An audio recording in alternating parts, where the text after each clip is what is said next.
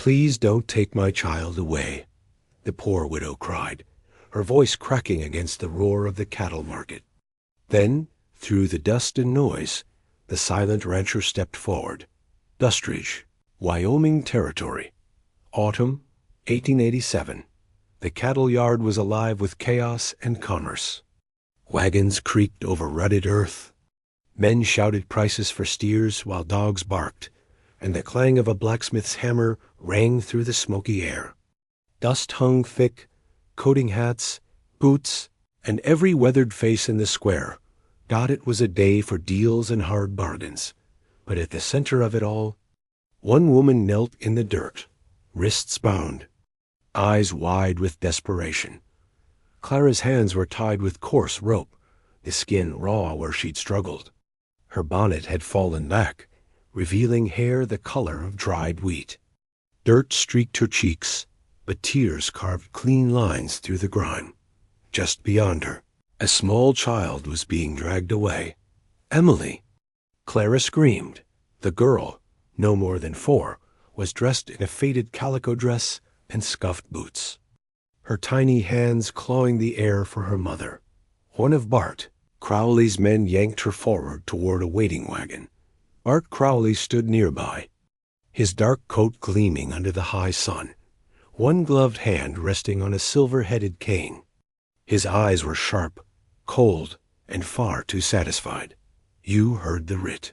Widow," he called out, his voice smooth but venomous. "No land, no coin, no collateral. The debt's unpaid. The girl stays with me until it is." A murmur rippled through the crowd. Men looked at one another, uneasy, but none stepped forward. Clara's voice cracked as she begged. "Please, she's just a child. I'll find a way. Please don't take her."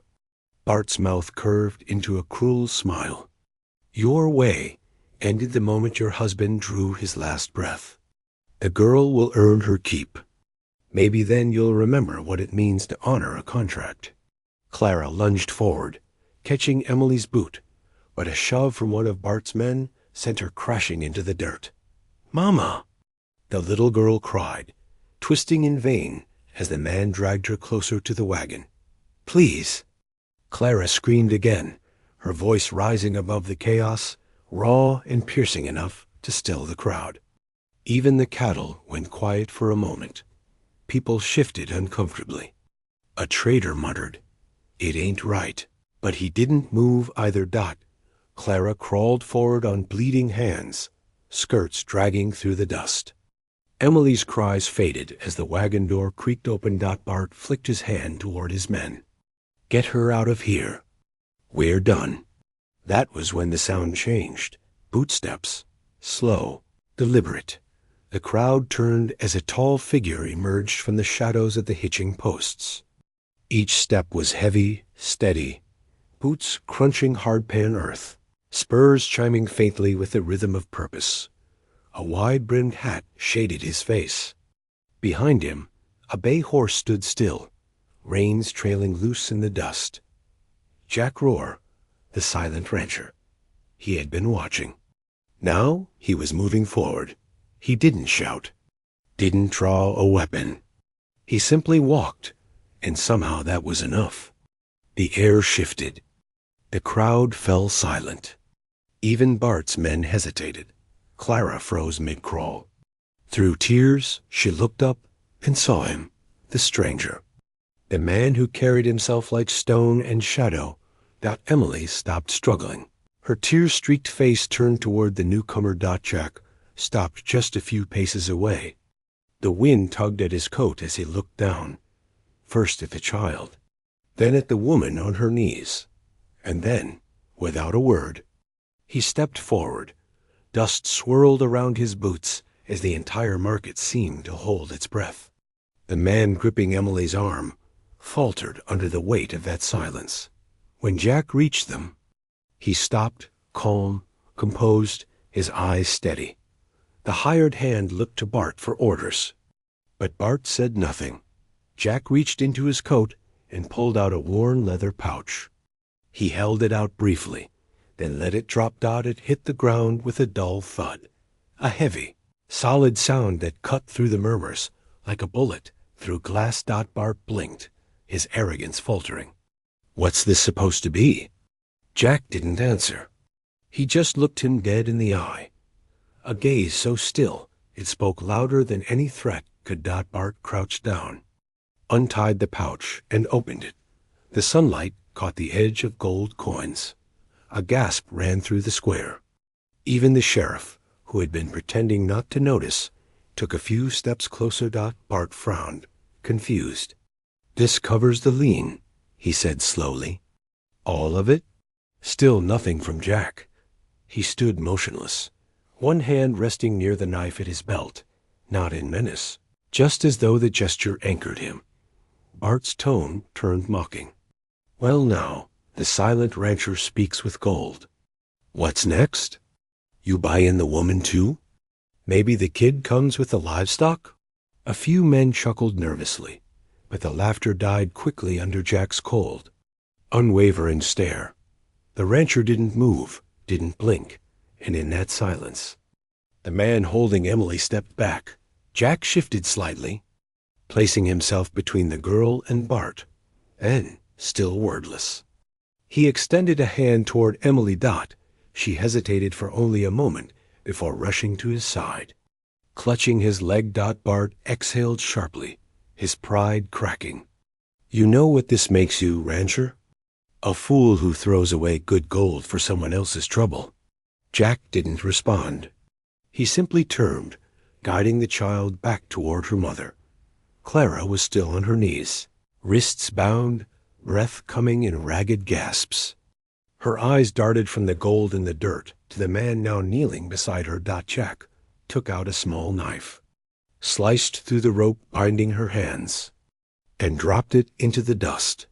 She winced at the burn of freedom, then looked up at him through tears. Why? She whispered. He didn't answer. He just offered his hand, helping her to her feet. Clara's knees trembled, but she stood. She pulled Emily close, burying her face in her daughter's hair. Behind them, Bart crouched near the fallen gold, torn between greed and humiliation.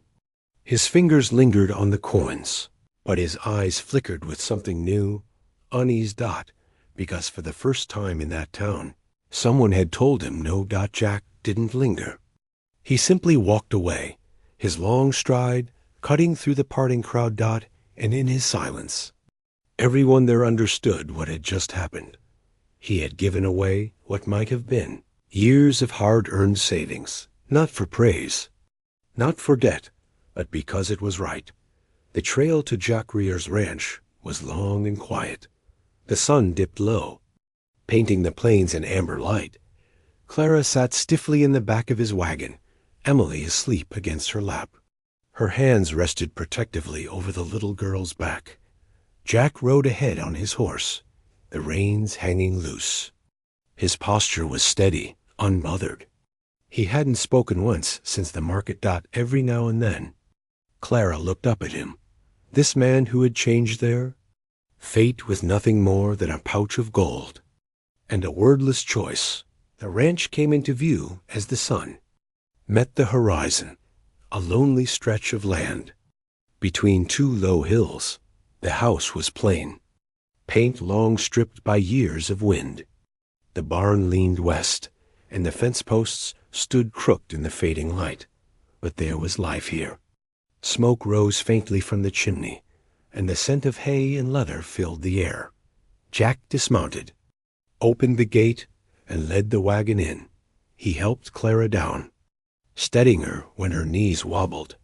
"Thank you," she said softly. He gave no reply. Emily peeked around her mother's skirt, eyes wide as they followed him toward the house. Inside, the wooden floors creaked underfoot. Dust floated through golden beams of sunset light, filtering through half-shuttered windows. Jack led them to a small room. A bed, a table, a basin, neatly folded blankets. He pointed once, then left. Clara stood there, stunned by the quiet.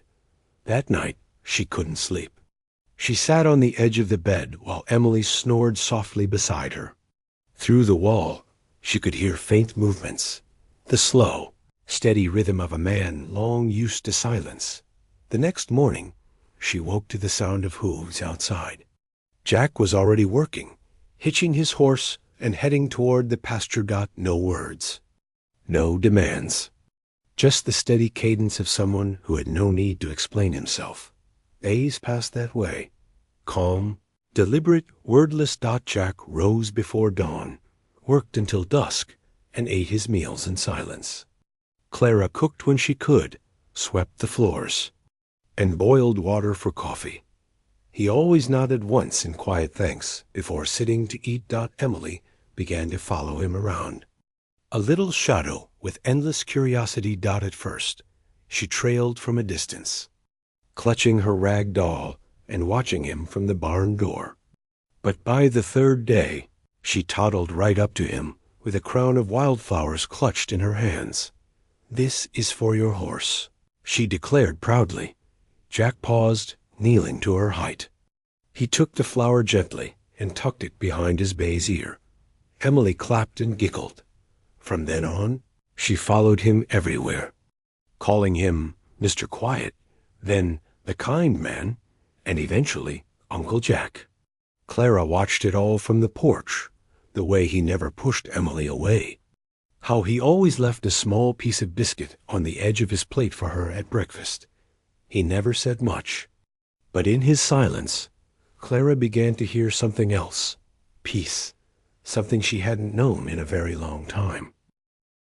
Mornings on Jack Ruhr's land came in layers.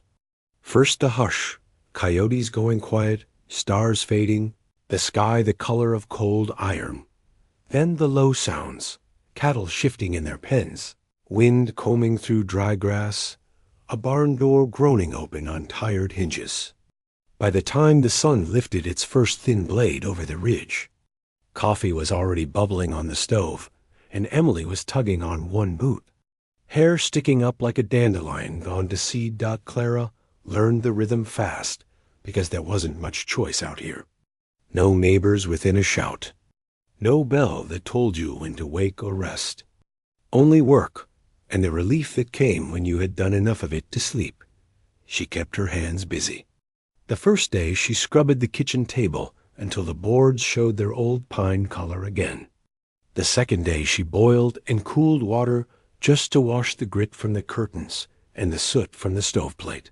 The third day she found the spot in the roof that wept a little when the wind turned and set a pot beneath it without saying a word. Jack didn't ask for any of it. He didn't tell her what to do. He seemed to carry a rule inside him that said you do your part and you don't go nosing in another person's grief. So he did his part, saddled, rode fence, checked water, brought back a string of wood so dry it cracked like biscuit.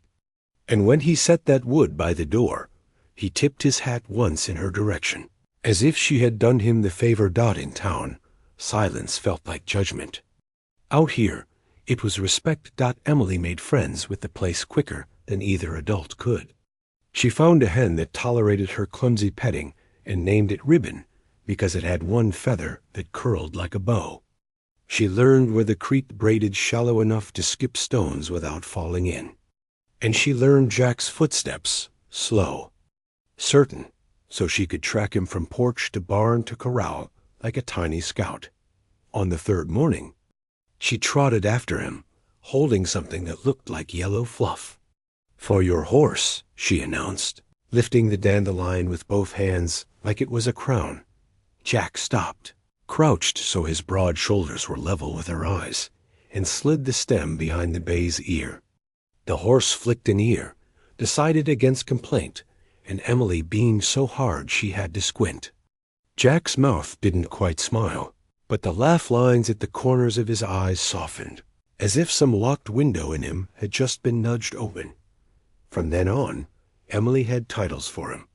Mr. Quiet on Monday, the kind man on Tuesday, Uncle Jack by the time Friday rolled around and she woke him at dawn with 2 sticky biscuits on a tin plate because everybody knows uncles get breakfast first. Clara pretended she didn't hear the new title, but she did. She heard it and tucked it away somewhere careful. What she couldn't ignore were the small kindnesses that kept appearing with nobody to claim them. A towel and basin left on the porch steps when she came up from the garden, the water still warm like it had been carried fast. A tin of lavender soap sat near the pump, the same scent she used to buy in town before everything tipped over. A covered plate by the stove on a day she moved too slow from heat and worry, beans and cornbread. 2 biscuits and 1 slice of apple tucked at the side for Emily, as if planned. If she turned around to thank him, the barn would be empty except for the soft click of a brush through horsehair. In the next stall, Jack Roar did not bring attention to himself. He made room. By the second week, Clara began to breathe without counting the cost of each inhale. She started to leave the door open while she shelled peas or scrubbed shirts, letting the breeze drag warm dust and far-off meadowlark song through the rooms. She learned where Jack kept flour, and that he measured coffee by sound, 2 hollow scoops ringing soft in the tin, and that he ate as though meals were church, steady and grateful with his head slightly bowed in the evenings.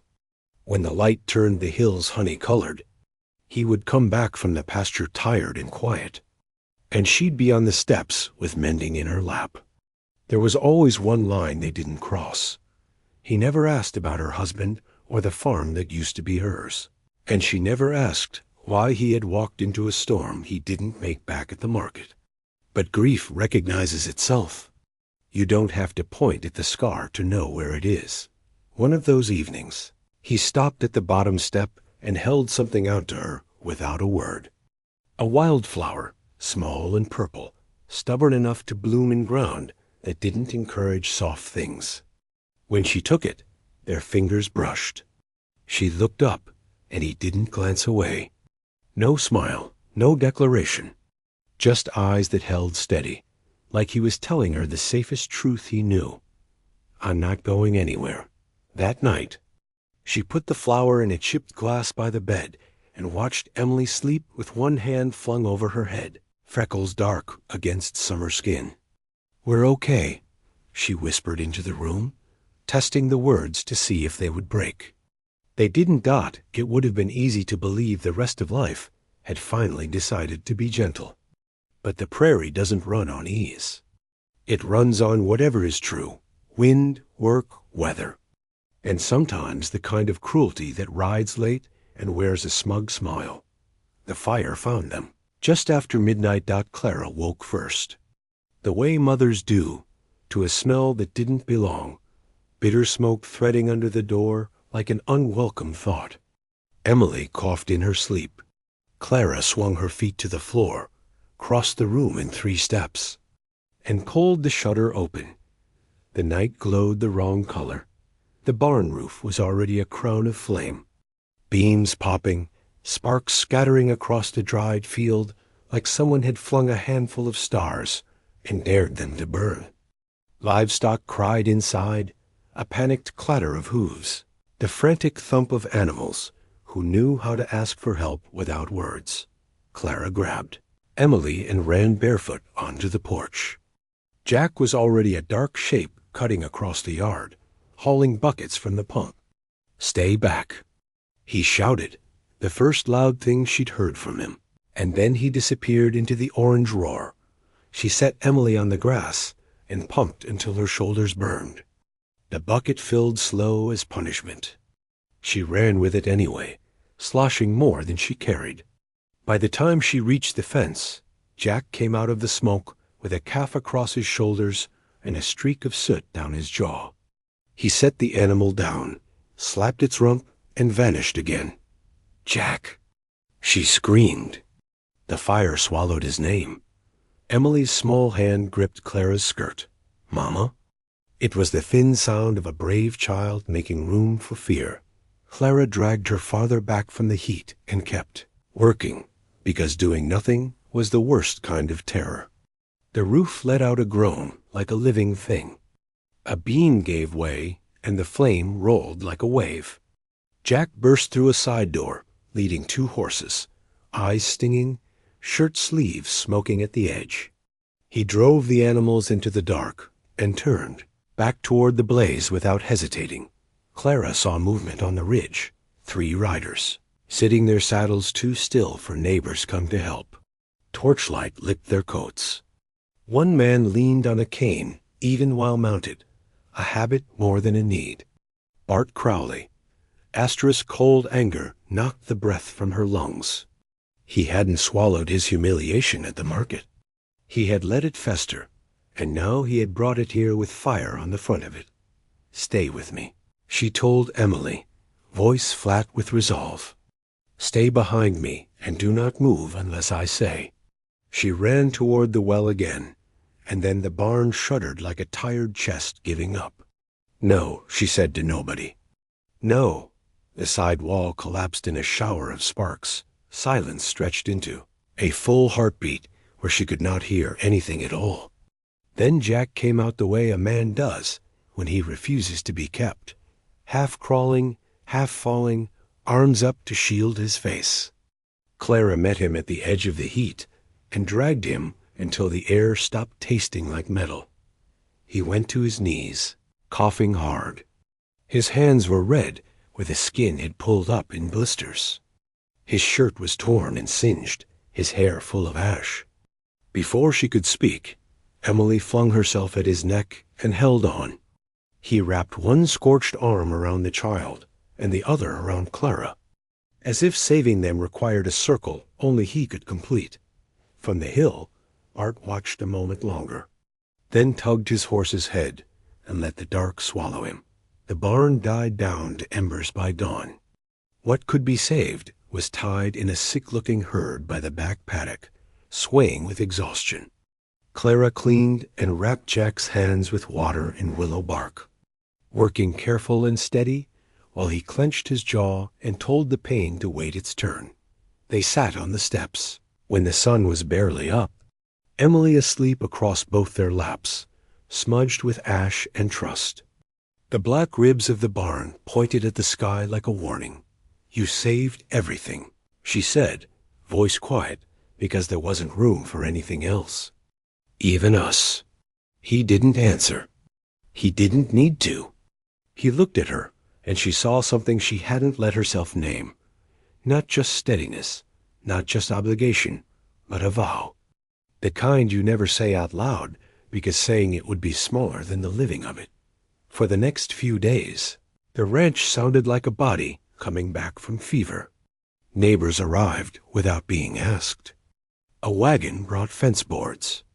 Another carried grain.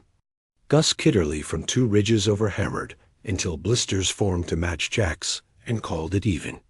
Somebody's wife left a pie no one admitted to baking. People are funny that way. Quiet with their help, loud with their gossip. But this time the gossip bent in Jack's favor. Seems a man who doesn't ask much can still be the kind folks listen to. Night softened again. Not easy, never that, but softer. One evening, with the moon full and low, fireflies stitched light through the tall grass. Clara sat on the steps, brushing tangles from Emily's hair, while the child leaned against her knees and kicked her, heels against the wood in time, with some tune. Only she could hear Jack stood by the fence, forearms on the top rail, watching the horizon like it might try something. "Ma," Emily said, out of nowhere, the way children bring a truth from the inside out. "Do people choose their fathers?" Clara's comb paused mid-stroke. "Sometimes," she said carefully. "Sometimes we choose the people who keep us safe." Emily turned her head toward the fence, where the broad-shouldered silhouette waited. "Can I choose mine?" Clara's throat tightened. "Why do you ask, baby?" "Because I think I want Uncle Jack to be my daddy." The night held still. Even the crickets seemed to swallow their noise and listen. By the fence, Jack shifted, just enough that the moon caught the edge of his jaw. He had heard. He stayed put anyway, like a man waiting on a verdict he had no right to request. Emily stood, bare feet whispering against the floorboards, and crossed to him with small, determined steps. Jack sank into a crouch before she even reached him. She put one palm against his cheek, fingers brushing the edge of a healing burn. "Is it okay?" she asked. "If I think of you like that?" Jack's eyes flicked to Clara, asking without words, as he always did, and then back to the child. He nodded once, slow, the kind of answer that settled deeper than yes. Emily wrapped both arms around his neck and squeezed. He closed his eyes and breathed like a man who had been holding it too long. Clara watched them and felt something unspool inside. Not fear this time, not even gratitude. Hope, the old, dangerous kind. The kind that comes back only when you think you've used up your portion. When Jack set Emily down, he straightened and looked at Clara, not past her or through her, but at her, steady. Sure, a little terrified of how much he wanted to stay. He didn't say it. He didn't have to. The truth sat between them like a lantern someone had finally bothered to light. Out here, words were tools, not decorations. But even tools have their moment. That moment came sooner than any of them wanted. The wind changed again, dry and sharp, smelling like iron and storm. Late the next night, while Jack sat on the porch, sharpening a blade, and Clara tucked Emily into bed, the ground began to hum with the sound you feel before you hear. Hooves, not one, many, coming quick. Clara stepped onto the porch. Jack didn't move fast. He never did. He set the knife down, stood, and reached for the rifle leaning by the post. The barrel caught a thin smear of moon and glinted. "Is it him?" she asked. He didn't answer. He didn't have to. Torchlight bloomed beyond the outer fence, a ring of fire halos, bobbing with the gait of a dozen riders. They spread in a loose half-circle, hemming the ranch in with shadow and arrogance. At their center rode Bart Crowley in his dark coat, that same cane hooked casual in the crook of his arm like a signature. "Jack, roar!" Bart's voice carried too easily on that hungry wind. "You took what was mine. I've come to reclaim it." Clara drew Emily close behind the doorframe. Jack stepped out from the porch, rifle low but ready, his body between the house and the men. "You think you can keep them?" Bart laughed. "By force? By charity? That woman and her brat are mine by debt and law." Jack's answer cut clean and hard across the yard, louder than anyone had ever heard him. "They're not yours." The riders shifted. Bart blinked. Jack took another step, voice steady as a fence post. "They're not something to own, not something to steal." He lifted the rifle, the sight aligning with the future he'd already chosen. "They're mine because I chose them, because I protect what's mine." Clara's breath caught. The words landed like stakes hammered into the earth. A kind a house could stand on. Gunfire split the night. Horses screamed and reared. Muzzled flashes cracked the dark. Jack dropped one man, then another, moving like he'd practiced this fight in the quiet of his mind 100 times. He ducked behind the trough, reloaded, shifted angles, kept the shooters from pinching the house. Bullets shredded defense and blew staves from the water barrel. Dust rose in choking curtains. Clara shoved Emily behind a stack of crates and covered the child with her body. "Stay down," she whispered, and Emily did, lips pressed tight, brave in the small way that lays the foundation for the big kind. A shot came too close. Jack rocked backward. He went to a knee, hand pressed to his side where the shirt darkened fast. Another bullet tore the air and sang off the trough. He tried to stand. His leg buckled. Clara didn't think. She ran, out into the open with her arms wide, like she could make a wall out of herself. She slid beside him and pulled him against her, her hands already pressing hard where the blood came hot. "You don't get to do this alone," she said, fierce and low, the kind of vow that stands up to death. Not anymore. Bart rode forward, pistol raised. Move, woman. You're guarding a dead man. Jack's head tipped back. His face was ash pale, blood at his lips, but his voice found its height again, ringing over the chaos with a clarity that stilled every trigger finger in the yard. You don't touch them. A breath. They're my family. The gunfire stuttered and stopped. Men shifted in their saddles, uncertain. The night listened dot from the trees. Behind the paddock came the thunder of more hooves. Lanterns rose. Shapes broke from the dark. Neighbors, ranch hands, farmers drawn by noise and flame, and the reputation of a man who spoke rarely, but kept his word when he did. They fanned out quick and sure, guns leveled, not like bullies, but like a town remembering who it wanted to be. Bart saw it, the tilt, the numbers, the end of his grip on fear. Rage twisted his mouth into something ugly.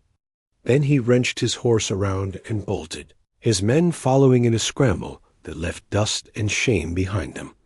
Silence settled in stages. First the horses, then the guns, then the breathing of the people who had chosen to stand. Clara pressed her palm against Jack's wound, fingers slippery and sure. He winced and managed something that looked almost like a smile. You said it, she whispered, tears panicked and relieved all at once. You said it out loud. He lifted a shaking hand and touched her cheek, leaving a smear of blood like war paint. Because it's true, he breathed, and in a yard that smelled like smoke and iron, with neighbors forming a quiet ring of watchfulness. The loudest thing left was a truth strong enough to carry them both. Some vows you whisper with your whole life before your mouth ever catches up.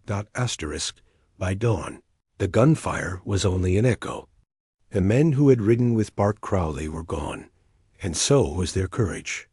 Only the silence remained, heavy, aching, and somehow more honest than anything said that night. Clara's hands trembled as she pressed into Jack's side. The blood had slowed, but his breathing came shallow, ragged. His skin was pale beneath the faint silver wash of moonlight. Stay with me, she whispered. Please, Jack. Stay with me? He opened his eyes for a brief second, those steady, storm-gray eyes, and gave her the smallest nod, as if to say, I will, if you will too. Then the strength went out of him, and he sagged back against her shoulder. Neighbors crowded closer, men who'd come late, but come all the same. Someone fetched clean cloth. Another man, old Doc Barrett, knelt beside them and tore a strip from his own sleeve to bind the wound tighter. He's tough, Barrett muttered, knotting the bandage. But he's lost blood. We'll need to keep him still and warm. Get him inside. Clara nodded, unable to speak. They lifted Jack carefully and carried him toward the house. Inside, she cleared the table with one sweep of her arm. Lanterns, plates, everything to the floor, and they laid him down. The sound of his breathing filled the room, slow and uncertain. Someone offered to ride for supplies. Someone else offered to sit with him through the night. Clara thanked them all, but shook her head. He's my responsibility, she said quietly. You've done enough. When they left, the house felt too big, too quiet again. Emily crept from behind the door, eyes red and swollen from crying. She climbed up onto the chair beside the table, reached for Jack's hand, and whispered, You can't leave us now, Uncle Jack. You said we're your family. Clara turned away quickly, so Emily wouldn't see her tears. That night stretched long and thin. She stayed beside Jack, changing the cloth on his wound every few hours, spooning water to his lips, whispering to him like the words might anchor him to this side of the living. When the fever came, it came hard. He tossed and muttered nonsense, names she didn't know, words she couldn't catch, and once, just once, her own name, soft as a prayer. Jack, you're safe, she told him again and again. You're home. We're here. Outside, the moon rose and sank. The wind hummed against the shutters, and coyotes called from far away. By the second morning, she hadn't slept. Her eyes burned, her throat was dry, but she didn't leave his side. When the fever finally broke, it was like watching a man return from another world. His breath steadied, and the gray came back to his eyes, clearer this time, focused. She caught his hand in both of hers and pressed it to her chest. "You don't have to fight alone anymore," she whispered. "You don't have to be silent. Not with us." He tried to speak, but she shook her head gently. "You've already said everything that matters." His lips curved faintly. His eyes closed again, not in pain this time, but in rest. Clara sat there, holding his hand until the first light touched the window.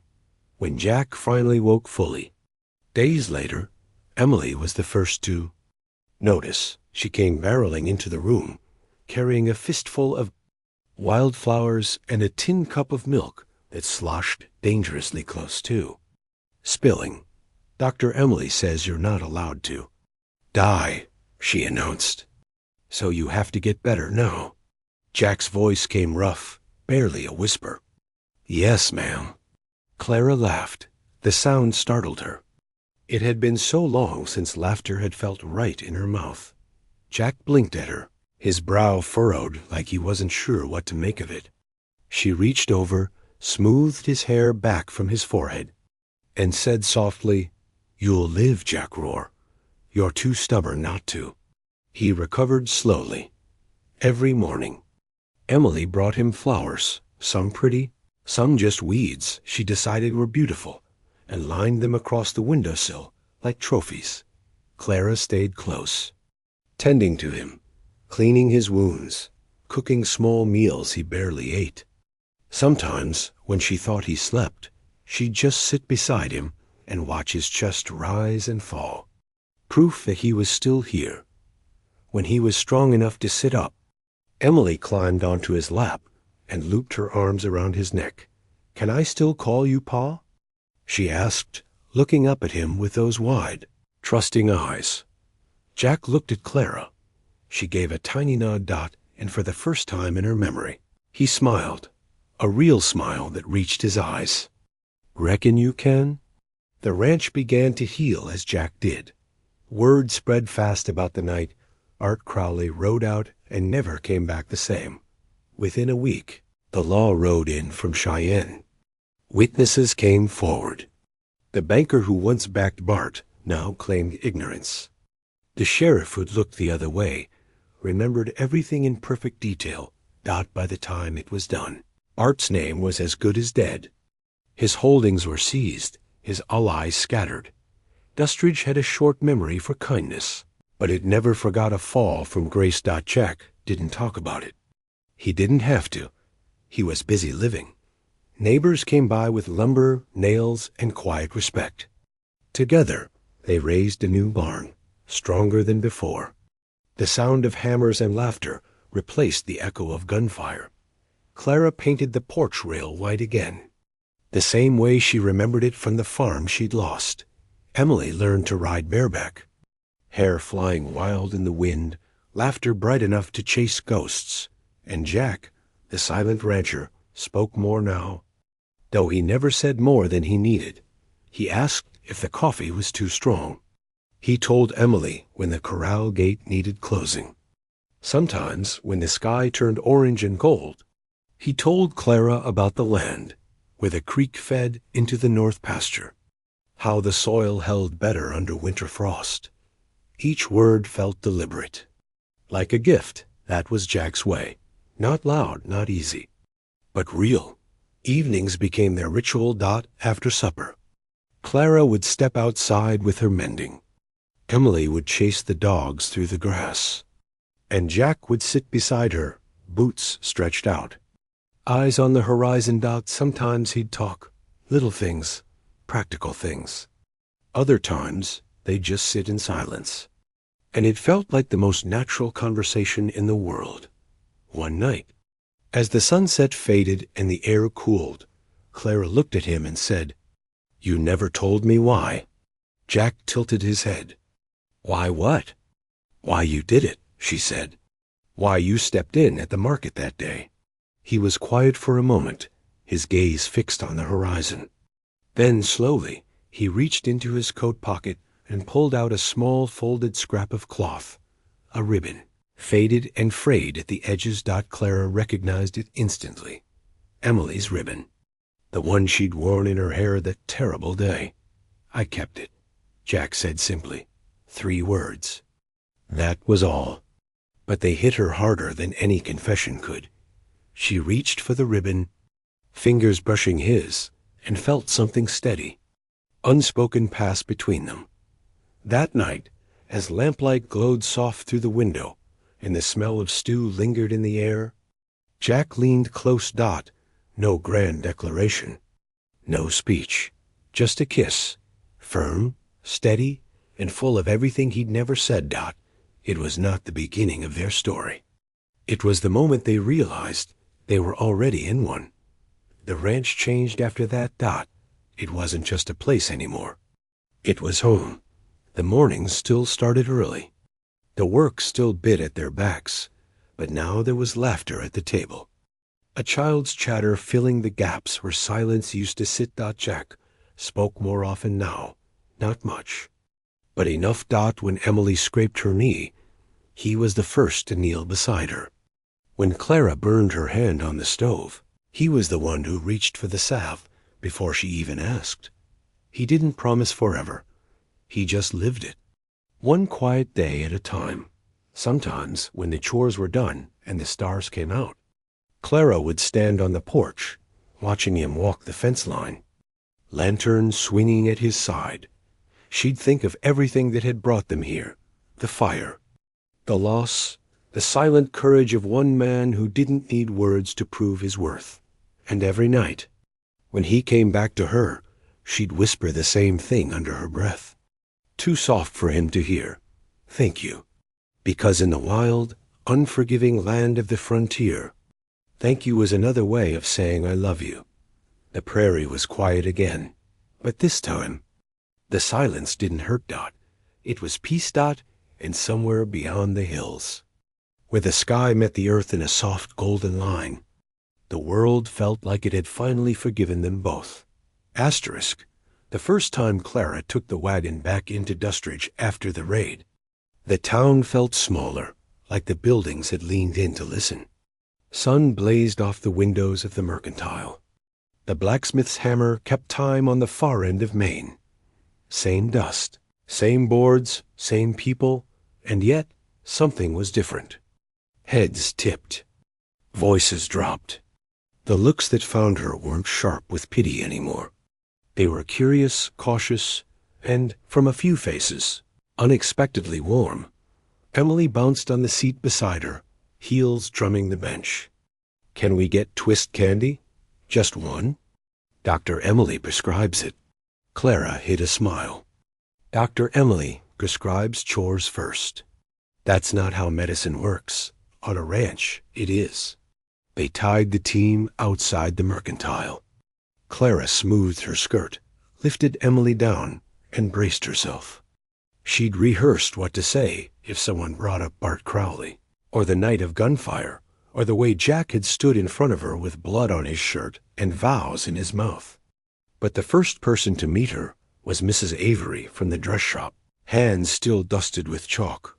Mrs. Rohr, the woman said, and then corrected herself with a little flustered cough. Miss Clara, we heard about the barn. I sent over a bundle of muslin last week. Did it reach you? It did, Clara said softly. Thank you. Mrs. Avery smiled. A quick, embarrassed thing, like kindness, still surprised her. Good. You'll need blankets soon. Nights fall fast out there. And candy, Emily added helpfully. Mrs. Avery laughed and winked. And candy?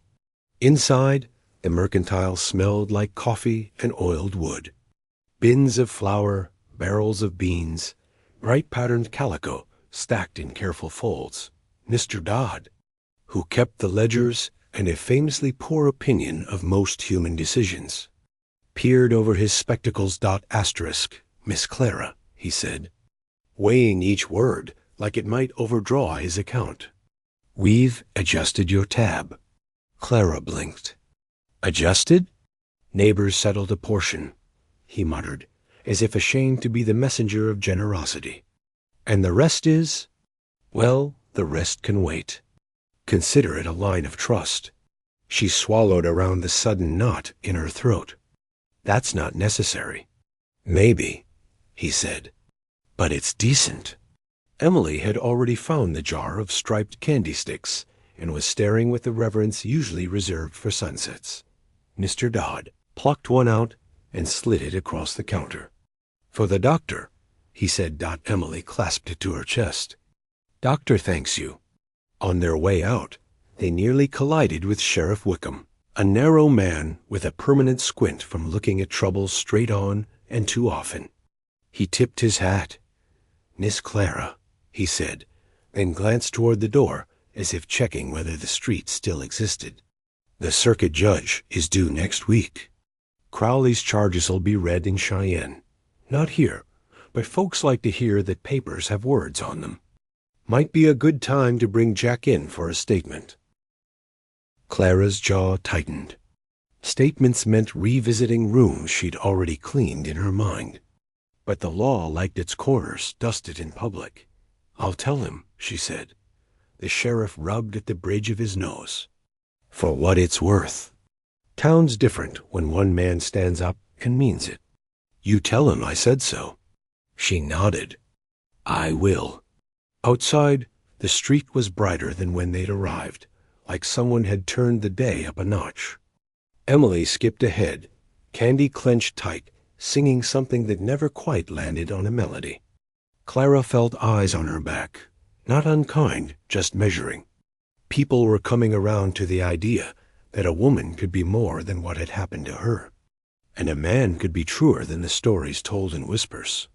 They loaded flour, lye, oil, and a bolt of plain blue cloth that Emily declared Sunday color.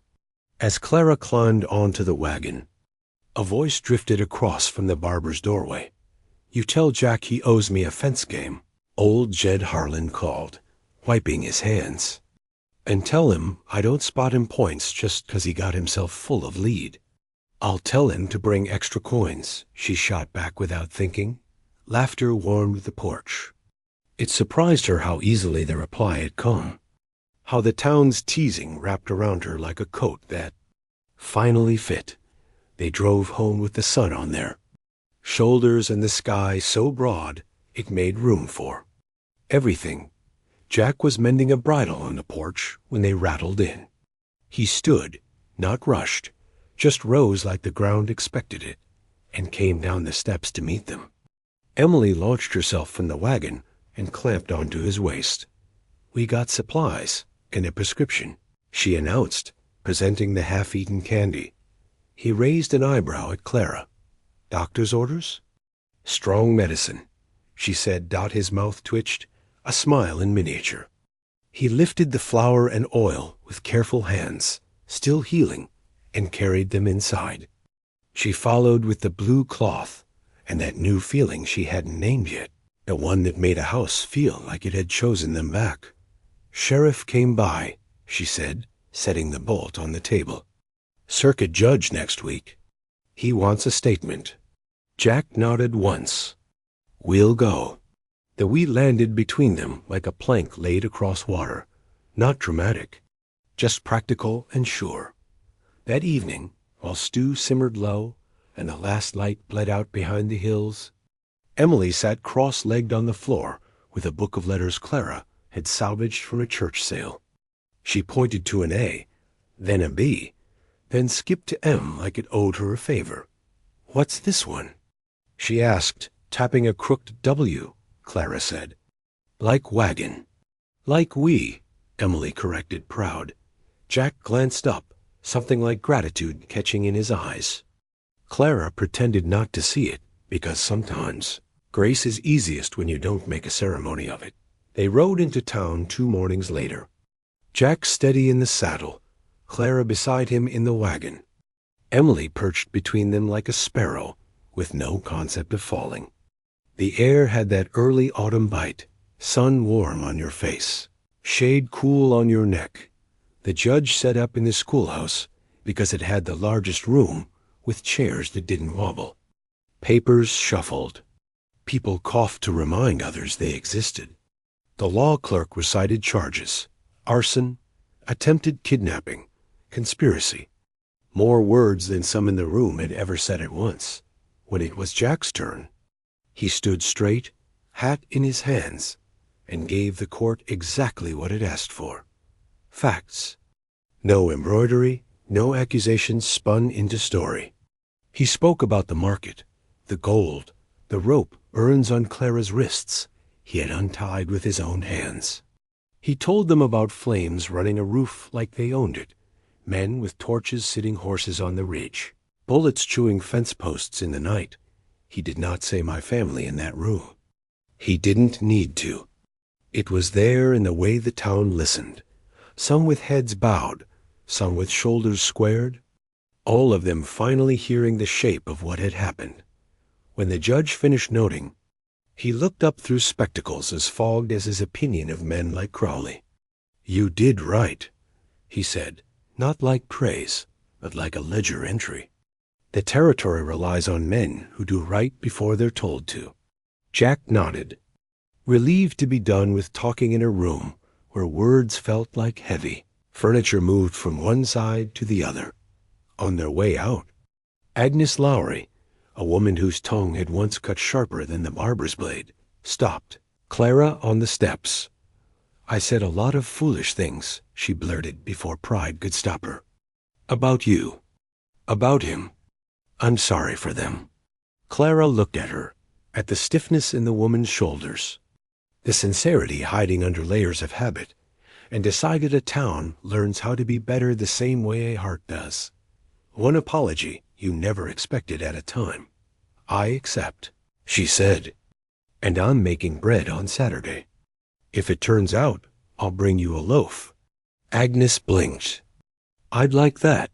They drove home along the creek, the horses picking their way through shallow water for the pleasure of it. Emily sang something about letters and candy and brave barn cats. Halfway up the ridge, Jack reached for Clara's hand where it rested on the bench. He didn't say anything. He didn't have to. His thumb pressed once against her knuckles, a question and an answer wrapped together. She left her hand in his. The next weeks were the sort that slipped by without asking permission. Work blinking into supper, supper into starlight, starlight into sleep so deep you forgot you were tired. They raised the new barn with neighbors who brought more laughter than males. Gus Kitterly told the same 3 stories he always told: the one about the mule that could open gates, the one about the hotel stew that wasn't beef, and the one about his first kiss happening behind the church, because the Lord forgives, but he doesn't blindfold. Emily shrieked with laughter every time like she hadn't heard them. Yesterday, Jack worked with a patience that made boards fit like they'd grown in place. His wounds tightened into scars that weren't pretty, but told the truth. Some evenings, when the light hit his hands just right, Clara saw the shiny newness of those healed places and felt the ache of gratitude so fierce it made her sit down. She started a garden close to the kitchen door where she could keep an eye on both the beans and the child who attempted to befriend grasshoppers. Every morning, she brushed flour dust from the table, rolled dough, and set loaves to rise near the open window. She used to measure a good day by how much she'd endured. Now she measured it by how long it took bread to cool enough to slice. One dawn, Jack set a small wooden box on the table and nudged it toward her. Inside, nestled in a patch of clean rag, lay a brooch, a simple oval of horn with a forget-me-not carved into it, the kind of thing a man on the trail might barter for with a fox pelt and a favor. The clasp was mended. The polish caught the morning light. Clara touched it with the reverence of remembering. "It's beautiful," she murmured. He shrugged like he hadn't ridden 2 towns over to find it. "Saw you look at the ones in Dodd's case." This one seemed less. Store. It's more home, she said. Emily clattered in with a tin pail in a grim kind of pride. I carried water without spilling. Well, not much. 2 drips. Jack nodded, very serious. That's the approved number of drips. Doctor approves, Emily said, and clapped herself. They were sitting on the steps one night, everything soft and gold, when the past came over the ridge, wearing a clean coat and bad intentions. Only this time it didn't stop to sneer from the hilltop. It slunk back down Main Street in Dustridge and found the door marked bank. Word traveled faster than a crow when there was dust on it. The next morning, Sheriff Wickham came out to the ranch with a hatful of annoyance. Bank's looking to liquidate old notes, he said. Crowley held paper on a lot of folks. Some of it dust, some of it mean. There's talk he recorded a second lien on your old place, Clara. She froze with a dish towel in her hands. The farm is gone. I know, he said, shifting, unhappy in his own roots. But men like him like ghosts that pay. You don't owe what doesn't exist, but you might be asked to prove what's true. Jack's jaw worked, a muscle ticking. What do you need? Receipts, witnesses, the note he transferred. Wickham grimaced. Problem is, the note's missing. Convenient, Clara said, calm only because anger had finally found something to put its back against. Jack stood. We'll come in tomorrow. They did. And what happened in that banker's office wasn't a gunfight. It was the other kind, the kind fought with paper and memory, and the particular stubbornness of people who have already paid enough. Mr. Hollis, the new manager, pruned his mustache like a hedge. We're standardizing accounts. By resurrecting debts, Clara said. By reconciling inconsistencies. By pretending my husband's death didn't settle what it took from us, she answered. Voice level. Jack let her speak. He stood at her shoulder like a wall you decided to build and keep. When the banker produced a ledger with a blank where her counter-signature should have been, she reached into the basket she'd brought. From a folded packet, she drew the only thing she'd saved from the wreck of that winter, the receipt with the mine seal. The one that had been dismissed as unnecessary at the time because grief made paperwork look rude. She laid it on the desk. Paid, she said. Witnessed by the deputy of that year, who still lives 2 streets over and spells his own name with 2 T's when he's not thinking. The second note you're looking for was never filed. That's why you can't find it. Hollis went red in the particular way of men who've been handed back their own mistake. He cleared his throat. This will require review. It will require you to stop looking for money in graves, Jack said, voice quiet and not negotiable. They walked out into the square without waiting to be escorted. By the trough, Agnes Lowry stood with her basket. Well? She asked, as if she had every right to an update.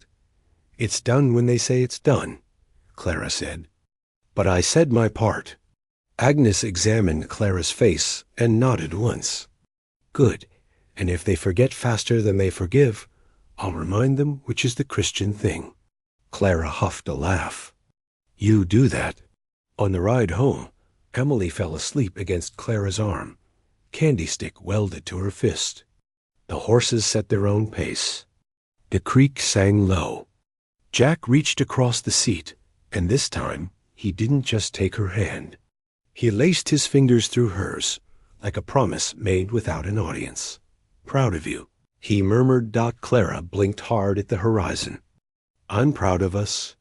The autumn slipped its first cool hand over the valley. Cottonwoods yellowed along the creek. The air smelled like apples and smoke, and rain that hadn't decided whether to fall. They stored what could be stored and mended what couldn't. The new barn wore its fresh-cut lumber, smell like a badge. The porch rail dried to a softer white. On a Sunday with more sky than cloud, neighbors gathered to christen the barn in the only way that made sense, with stew. Fiddles and laughter that made even the quiet board sound friendly. Gus brought his fiddle. Mrs. Avery brought a tablecloth she swore wasn't fancy, and then toggled the corners until it lay perfect. Sheriff Wickham lost his horseshoes to a boy of 12 and blamed the wind. People told stories that favored the living dot. As the sun slid down, someone called for a waltz. Couples paired off on the packed dirt, boots scuffing, skirts turning slow. Emily tugged at Jack's sleeve. "You have to ask Ma," she said, scandalized he hadn't figured this out on his own. Jack looked at Clara, hat in hand, the same way he had looked into a foundry of fire, and walked forward anyway. "May I?" She set her palm in his. "You may." They were not graceful. They were not polished. But they were steady. He led, careful of her steps.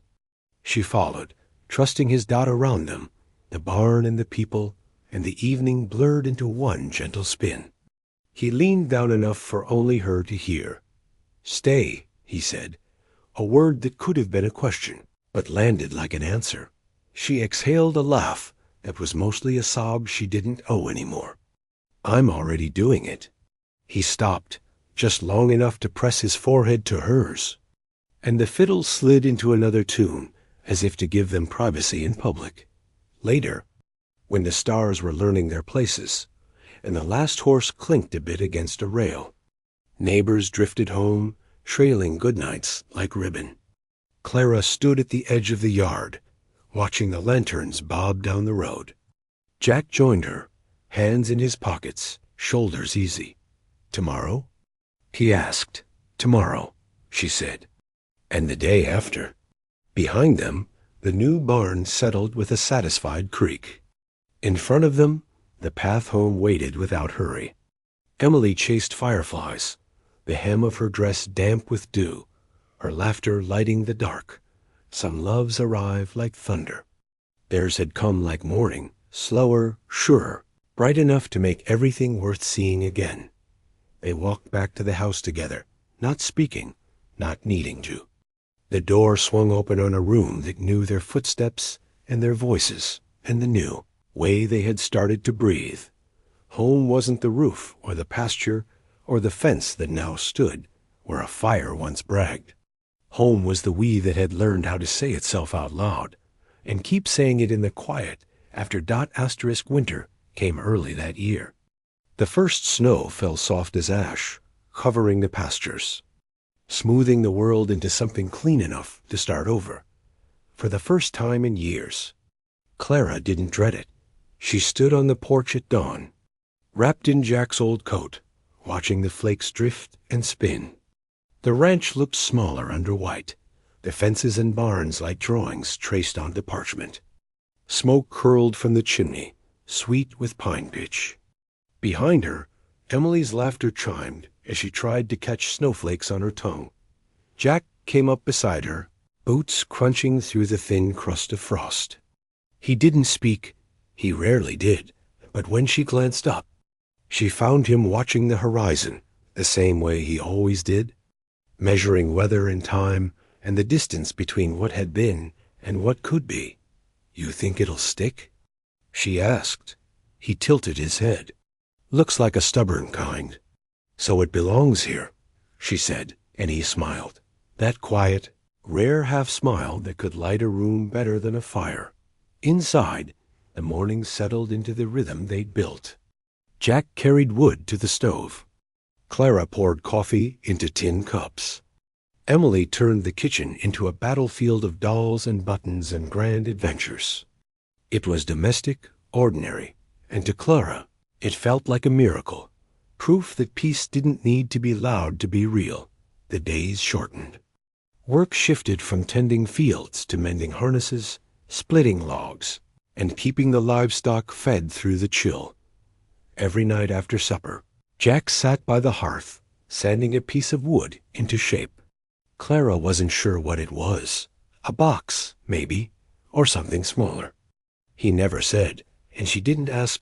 Emily fell asleep on the rug most evenings, curled up near the warmth like a cat.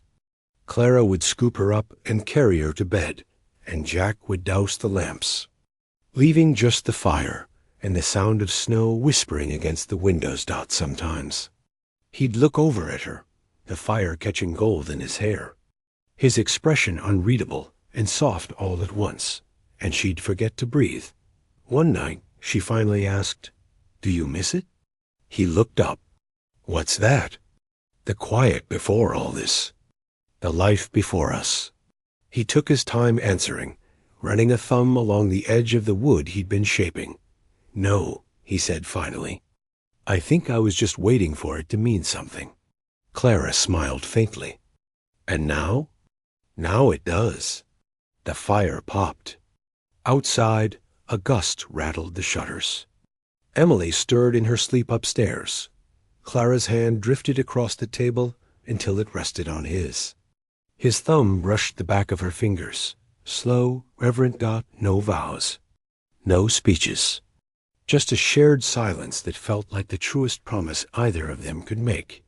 Christmas came in small pieces. A few pine branches Clara gathered near the creek. Red ribbons she sewed from leftover cloth. And one handmade star Emily carved from a slice of birch. They didn't have much to give. But what they had was theirs. On Christmas morning, Clara found the mystery Jack had been carving. It wasn't a box. It was a horse, small, delicate, and perfect down to the faint grain of the mane. On its underside, carved so tiny she almost missed it, was a single letter, E. Emily gasped when she saw it.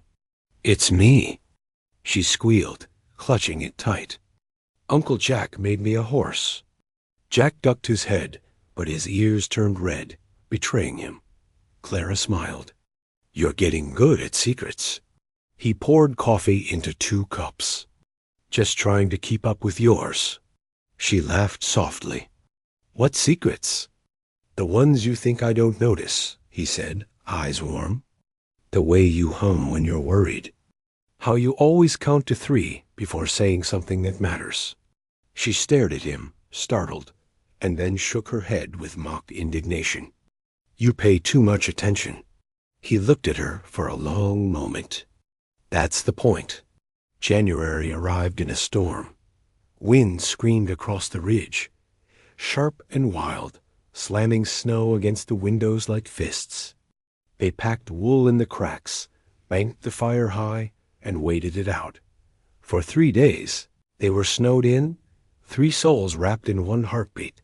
They played cards by lantern light. Emily invented new rules every hand, and somehow still lost. Jack taught her how to whistle through a blade of grass, though the grass froze faster than they could play. Clara made stew so thick it could have been eaten with a fork. On the 4th day, when the storm finally broke, the sky opened blue and brilliant. The world reborn under the weight of white. Jack stepped outside, axe over his shoulder, to check the fences. Clara watched him go, his figure cutting through the snow, solid, sure, the kind of man the land itself seemed to trust. Emily tugged her sleeve. "Do you think he'll always stay?" Clara crouched to her daughter's level, brushing a curl from her forehead. "What makes you ask?" "Because sometimes he looks far away," Emily said. "Like he's still listening for something." Clara smiled gently. "He is, but that doesn't mean he's leaving. It means he remembers what it sounds like when life calls him home." Emily frowned. "I thought this was home." Clara hugged her close. "It is, for all of us." The thaw came slow that year. Snow melted into the ground until the earth smelled rich again. Streams swelled. The air filled with birds returning, and the first hint of green, pushing through frost. Clara planted new rows, beans, corn, onions, while Emily stomped through puddles nearby. Pretending to be a wagon driver on the Oregon Trail, Jack repaired fences, replaced the hinge on the back door, and spent long evenings on the porch sharpening tools. His silence was lighter now, full of thought instead of burden. Every now and then, Clara caught him looking at her, not with longing or hesitation, but with something deeper, recognition as if he'd finally found the piece of himself he hadn't known was missing. One evening, as the light dimmed gold, he came up behind her in the garden. His hands were rough, his shadow long against the dirt. "You've got good rows," he said. She smiled without turning. "You taught me to keep them straight." He reached out and brushed a bit of soil from her sleeve, fingertips lingering. "Didn't teach you everything." Her heart gave a slow, careful beat. "No?" He shook his head. "Still learning." She turned then, the setting sun in her eyes, and he leaned down, not hurried, not hesitant, and kissed her again.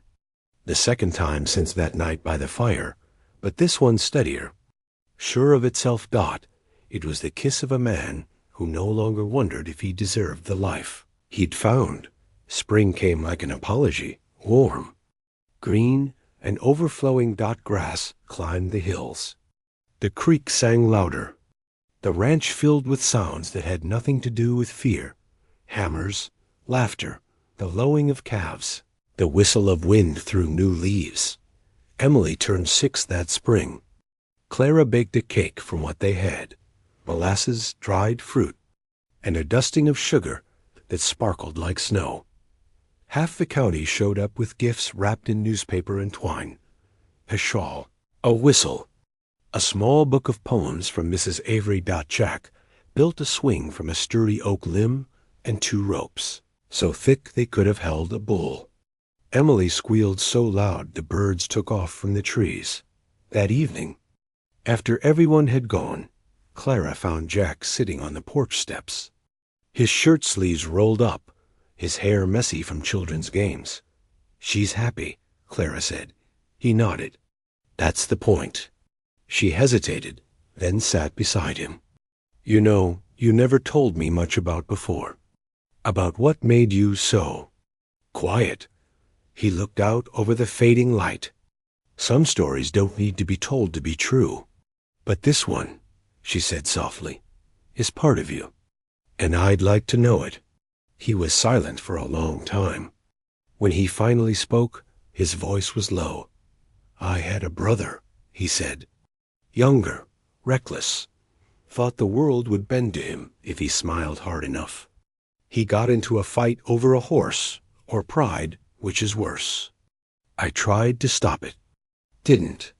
Clara waited. "He died in my arms. I left town the next morning and never spoke more than I had to after that." The wind carried a faint sound from the barn, the creak of a beam settling, the soft clop of a horse shifting in straw.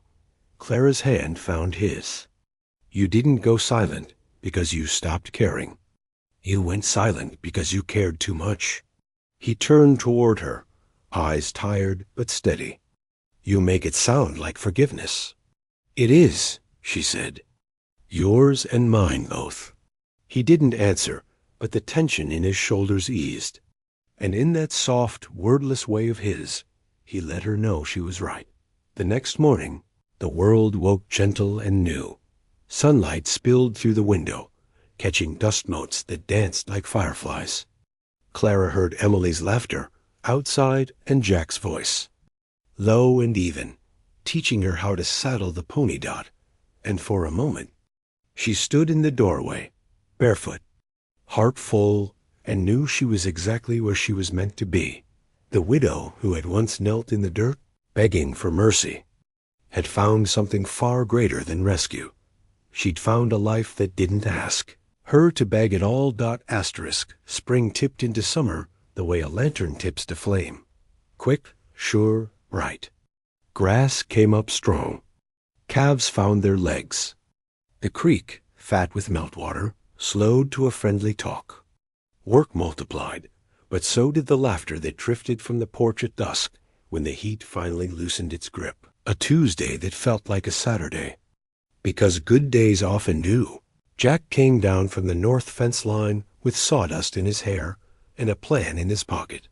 "Town day," he said. Voice easy.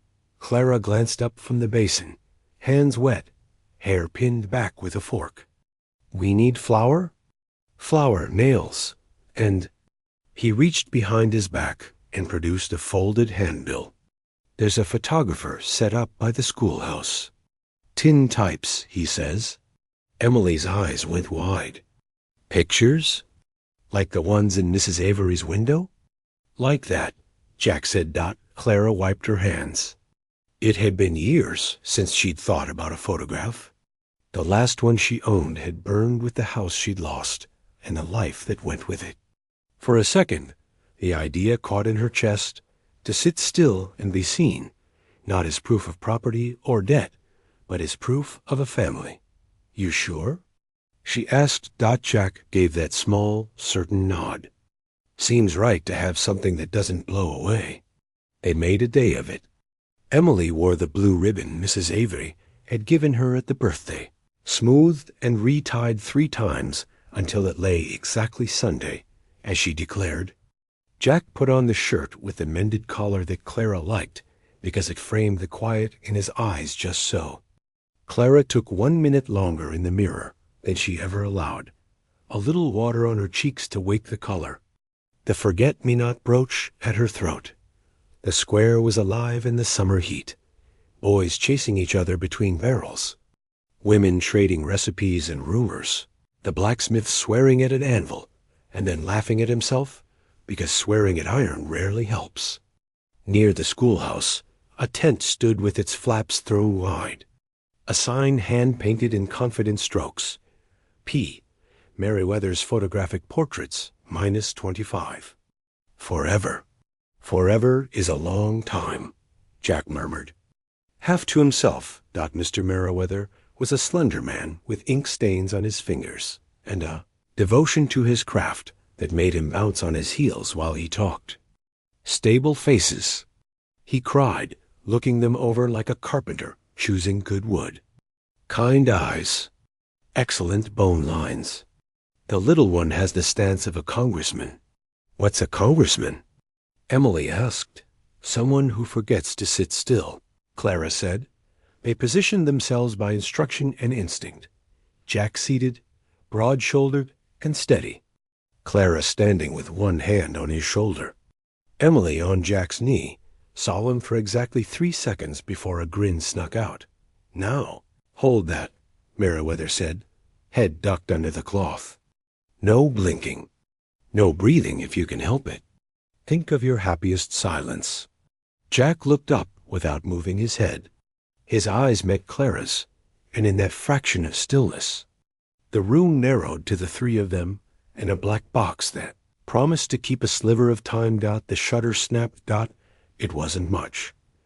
A rectangle of tin, black and silver, but when Merriweather lifted it from its bath and the image bloomed, Clara felt her breath hitch.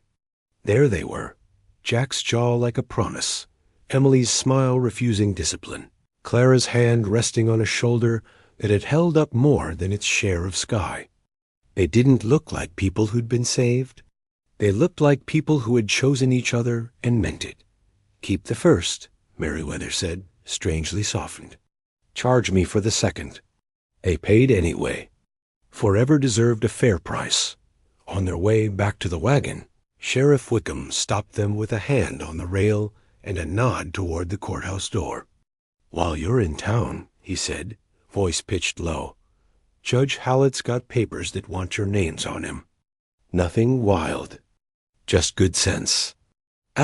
Jack raised an eyebrow. Guardianship, the sheriff said, eyes cutting to Emily, who was busy negotiating with a stray dog, using half a biscuit as legal tender.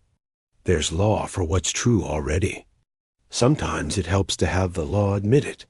Clara's heartbeat climbed her throat. She looked at Jack. He'd gotten better with words this last year, not chatty, just honest. But even now, it steadied her to see that he didn't hurry his answer. He turned it over once, checked it against himself, then nodded. Let's do it, he said. Inside. The judge wore spectacles too small for his nose and a patience too large for his bench. He read the petition aloud, each line straightforward and clean.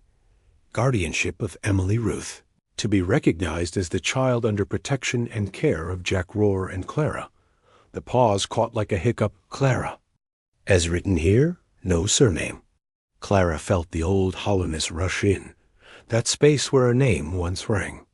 Before shame could claim the silence, Emily hopped up on the chair's rung and stated, clear as creek water, "It's ours." The judge blinked. "Your surname, little miss?"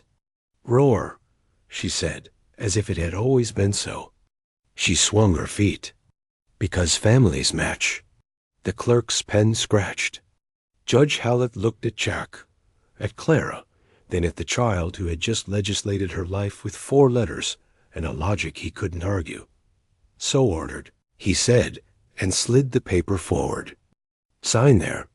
And there. Jack signed first, careful. Clara took the pen with hands that shook less than she expected. Emily made an E in the margin that the clerk pretended not to notice, and then winked at her just the same. They stepped back out into the heat with a document that didn't create a family so much as catch up to one. Jack folded it small and tucked it behind the tin type in his pocket, both pressed flat over his heart. "Now can we get lemonade?" Emily asked, because even forever needs a drink. They did. It was warm and too sweet and perfect. Summer gathered itself dense and bright. Work got harder in the kind of way that made sleep simple. Bodies tired in the right places, minds lighter for it. On Thursdays, a mail coach rolled through with newspapers and gossip and the occasional bolt of news that mattered. One Thursday, 3 envelopes found their way into Jack's hand. The first was from a hardware man in Cheyenne, confirming delivery of hinges Jack had bartered for with a halter, a side of bacon, and a promise to stop sending letters that smelled like horse. The second was from Merriweather, who enclosed a second tin type because the first felt lonely. The third came heavy with official wax, the territorial prosecutor in Cheyenne, writing to say Bart Crowley had pled to charges no man pled to unless the walls had finally told the truth about him. There would be a sentence. There would be no appeal that mattered. Jack read it by the light of the porch. Clara sat beside him, shelling peas into a bowl between her knees. The sound of the creek carried on the evening air. "It's done," he said simply. Clara stared at the pea in her hand. She wondered why relief felt so quiet. Perhaps because they had already built their lives past the reach of that shadow. Perhaps because some victories arrive, not with trumpets, but with a letter and a nod. "We were done before," she said. "But I'm grateful the world caught up." He folded the paper, slid it into the box where they kept other proofs of what they'd already decided to be true, and reached for another handful of peas. They didn't celebrate with anything grand. They celebrated by being exactly who they had been the day before, which, after everything, was the point. Heat set in like a guest who overstays, but still gets invited to supper.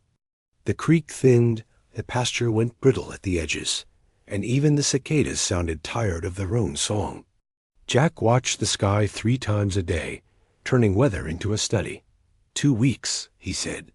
Maybe 3. Then rain. What if it's 4? Clara asked.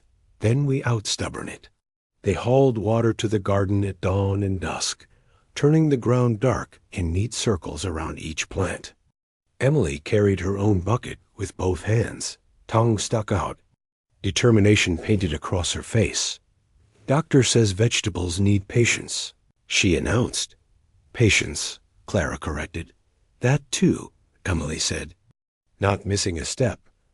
A week into the dry spell, a stranger rode up the lane, dust-coated and confidential in the way of men who come to say a thing they hope you won't question. He slid off his horse by the hitching post and tipped his hat at Clara in a way too smooth by half. "Afternoon?" "I am, Mr. Roar." He nodded toward Jack, who had come around the corner with a coil of line and the look he reserved for snakes and salesmen. "Name's Finch. I represent certain interests in Cheyenne with paperwork relevant to your history, ma'am. Thought we might talk about making old accounts clean." "We keep our accounts clean," Clara said. "Of course," Finch said, smile polite and dead. Still, Accidents in ledgers, notes misfiled, obligations that wander. Happens all the time. Lucky for you, my people are good at finding what others miss. He pulled a folded document from his coat, its edges carefully scuffed, its seal smudged just enough to feel old. Appears there's a secondary note on a farm up county. Husband deceased. Widow. He flicked his eyes to Clara. Liable for remainder. I'm here to settle this. Quietly. Quietly, Jack repeated, tone flat. Finch held the paper out. Clara didn't take it. She looked at the man's hands instead, pink and soft, no indents where a plow handle bites or a rope burns.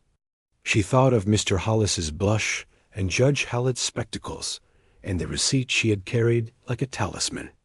Then she thought of the daughter playing in the yard with a wooden horse that had her initial carved underneath. And she got very tired of the way some men tried to turn other people's lives into opportunities. Mr. Finch, she said, voice slow, even. We've already corrected that fiction. Well now, Finch said, some of the politeness dropping away, there's always a price for peace. Jack took one step closer. He didn't raise his voice. He didn't reach for the rifle leaning by the post. He just stood where Finch had to see every scar on his hands and the calm that had sent worse men home reconsidering their life choices. The price here is leaving, Jack said. You pay it now. Finch's smile thinned. He flicked the paper once, like a lure. Folks in town might see this different. Then show it to them, Clara said. And they'll show you the judge's stamp that says you're late to a conversation we already finished. Finch weighed his options, a bad habit in front of people who already know theirs. At the edge of the lane, a wagon rattled into view. Agnes Lowry and Mrs. Avery, of all possible witnesses, jolted to a stop beside the fence, their eyes already busy. Everything all right? Agnes called. Just a traveling salesman with expired merchandise, Clara said. Agnes sniffed. We don't buy that brand. Finch tipped his hat with less confidence than when he'd arrived. I'll be going then. You will, Jack said. They watched the dust settled behind him. Agnes climbed down and marched straight to the porch like a general inspecting the line. Scavengers, she muttered. I swear they breed in courthouse attics. Clara sagged against the rail, adrenaline making her knees honest. Jack's hand brushed her back. Not dramatic, just there. Asterisk, you did fine, he said. Felt good, she admitted. Saying no like I was allowed to. You were always allowed, he said. Some men just talk louder than the rules. The drought broke the way hearts do. All at once, and without asking if you're ready. Clouds stacked on the horizon like mountains. The wind changed. Evening came early, purple, and electric. When the first drops hit the porch rail, Emily shrieked, spun with her arms wide, and tried to catch the sky. Rain hammered the tin roof, roared off the barn, turned the yard into a lake they didn't mind owning. Jack stood in the doorway, shirt damp, hair darker, smiling like a man relieved of a debt he hadn't admitted he owed. Clara leaned into the jam beside him. You were off by a day. Can't be right all the time, he said, and it sounded like a vow to keep trying anyway. They ate hot biscuits and honey while thunder policed the ridge. The creek rose, then settled. The garden drank, then sighed. By morning, the world smelled like yes. Late summer brought a different kind of letter. This one addressed to Mrs. Clara Rohr, written in a hard, neat hand that had spent time in schoolrooms and courtrooms both. It was from the orphan's home in Laramie, where a woman, Clara had once nursed through fever, now kept the books and the secrets. We have a boy, the letter said. 8 by the calendar. Strong in the ways that matter. Not much for talking. Good with animals. No one's come for him. Clara read it at the table, the rest of the house holding still. She looked up to find Jack watching her, eyes attentive in the way he'd promised on a porch months before. I pay attention on purpose. What is it? He asked Dot. She slid the paper across. He read it twice. Emily hovered by the stove, pretending not to listen and failing with gusto. A boy? She whispered, hands clasped like prayer and trouble both. Clara folded her hands to keep them from shaking. They're asking, not insisting. We don't have to decide, no. We don't have to decide at all. Jack rubbed his thumb over the edge of the letter, the way he did when a choice mattered. He didn't look frightened. He looked careful. Outside, a colt nickered from the paddock. Inside, 3 heartbeats made a room feel crowded, and exactly the right size. He spoke to Emily first. What do you think? Emily considered with the seriousness of any good doctor. Does he like candy? Unclear, Clara said. Then we can teach him, Emily decided. And reading. And how to swing from the big branch without falling unless you want to. Jack hid a smile. He turned to Clara. What do you think? She let herself touch the truth without apology. I think there's room at our table. And room in me I didn't know I had. Jack nodded once, like a man who had built barns and bridges, and now recognized the feel of one more thing worth raising. We'll write back, he said. We'll ask about him. And we'll take the drive when we know enough to know it's not just wanting. It's readiness. Clara's breath came out like relief and courage marrying each other. All right. Emily spun in a circle so fast she nearly fell into the biscuit pan. We're getting a brother. She shouted to the rafters and the dog, and anyone else who might want the update. Clara laughed, an unguarded, young sound she hadn't heard from herself in years. Jack reached for her hand across the table, found it, and didn't let go. Whatever happens, he said, squeezing once, we decide together. We do, she said. She fetched the pen. He set the paper straight. Emily leaned her elbows on the table and drew a careful E at the bottom the way she did when forever needed witnesses. Outside, the land wore late summer like a worn-in shirt, softer at the edges, ready for harvest, ready for what came next. Inside, a family did what families do when love grows. They made room, they asked the right questions, and they trusted the answers would meet them halfway down the road. They wrote the letter. They sealed it. And as the sun slipped low enough to turn the porch posts gold, Jack walked it to the fence, whistled for the rider who took mail on Thursdays, and lifted his hand in a wave that said, Come back quick. We're waiting. Asterisk autumn crept back over Dustridge with soft steps and golden hands. The hills turned amber, the sky deepened to a velvet blue, and every morning the grass glistened like a field of glass. The ranch had grown in quiet ways, the fences longer, the barn fuller, and the sound of laughter more certain. But that fall there was another sound, one that changed everything. The rumble of a stagecoach winding down the ridge trail, carrying something that felt like the future. Clara stood at the gate as the dust rose. Jack was beside her, hat pulled low. Emily hopped from foot to foot, her excitement contagious. The letter they'd sent to Laramie months before had come full circle, answered not with ink, but with a child. The coach creaked to a stop. A man in a brown vest stepped down, lifted the latch, and said, Mrs. Rohr? Mr. Rohr? Got a delivery for you. Name of Benjamin, age 8. Comes with a trunk and a habit of reading past bedtime. A boy stepped out, thin but straight-backed, hair dark as crow feathers, eyes wary and clear. He clutched a small canvas bag in one hand and a wooden horse in the other. Benjamin, Clara said softly, stepping forward. I'm Clara. This is Jack. And that's Emily. Emily beamed. Hi, I'm your sister. I mean, if you want me to be. Benjamin looked at her for a long moment, as if trying to believe what he'd just heard. You talk a lot, he said finally. Only when there's something worth saying, Emily replied proudly. Jack's mouth twitched into a half-smile. He crouched, meeting the boy's eyes at level. You hungry? Benjamin hesitated, then nodded. Good, Jack said. We fix that first. Everything else waits. Dinner that night was stew and cornbread, simple, warm, steady. Benjamin ate carefully, eyes darting around the table like a fox testing new ground.